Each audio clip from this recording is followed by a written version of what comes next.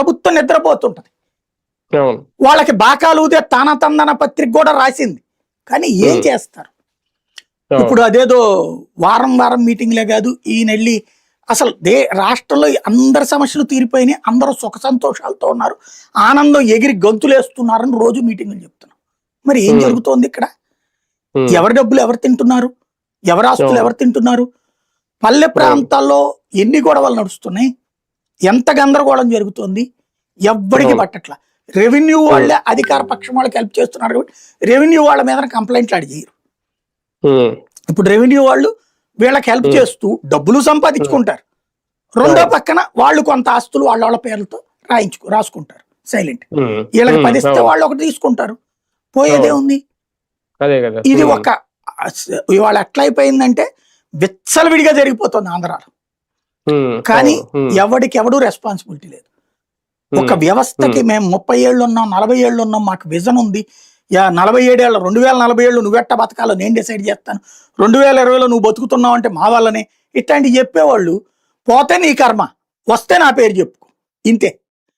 Vision అంటే ఏంటంటే నువ్వు బాగుపడితే నా పేరు చెప్పుకో, నువ్వు ఫెయిల్ అయితే నేను ఫెయిల్ అయితే అది జనానికి వదిలేసాయి, లేదా నా తర్వాత వాడికి వదిలేసాయి, రాజశేఖర రెడ్డికి వదిలే, లేకపోతే జగన్మోహన్ రెడ్డికి వదిలే. ఎట్లుంది పరిస్థితి? స్పందించట్లేదా? లేదంటే టాస్క్ ఫోర్స్ లాంటిది ఏర్పాటు చేసి ఇటువంటి వాటిని కట్టడి చేయమంటే కలెక్టర్ స్థాయిలో అధికారులు కూడా లైట్ తీసుకుంటున్నారా? ఎలా చూడాలి? ఏ అధికారి పనిచేస్తున్నాడు చెప్పమనండి? పరిపాలన చంద్రబాబు గారి చేతిలో నుంచి వెళ్ళిపోయి దాదాపు 15-16 నెలలు అయిపోయింది. ఇదివరకటి రోజుల్లో ఒక పై ఆఫీసర్ల కంట్రోల్ బాబు గారి చేతిలో ఉండేది. ఎమ్మెల్యేలు తప్పు చేస్తుంటే 1 కోటి రూపాయలు తిన్నాడని తెలియగానే ఏమయ్యా అని దబాయించేవాడు ఆయన. అవతలుడు కొంచెం ఉలిక్కిపడి ఆగేవాడు, స్లో అయ్యేవాడు.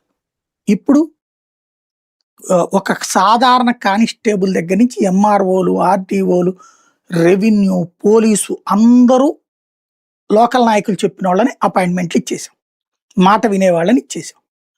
ఇక వాళ్ళు నిజాయితీగా ఎందుకు పనిచేస్తారు? రికమెండేషన్లతో వచ్చినప్పుడు వాళ్ళు దోచుకుంటున్నటువంటి వాళ్ళకి సహకరించడమే కదా.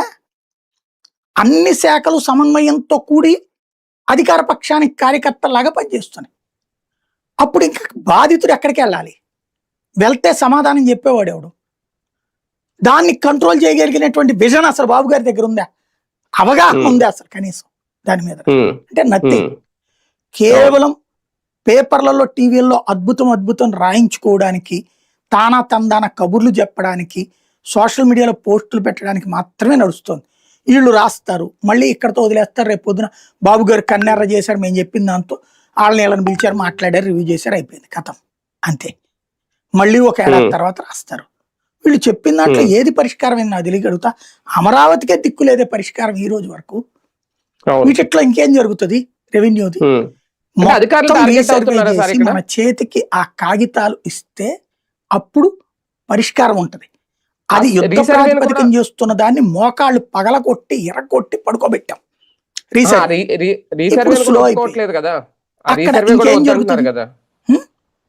రీసర్వే కూడా వద్దంటున్నారు కదా. ఇప్పుడు ఆ రీసర్వే ఎవరు చేయమన్నారని అడిగారు అనేదే కదా వీళ్ళు చెప్తున్నారు. రీసర్వే చేయకుండా నువ్వు ఎట్టా సెట్ చేస్తావు?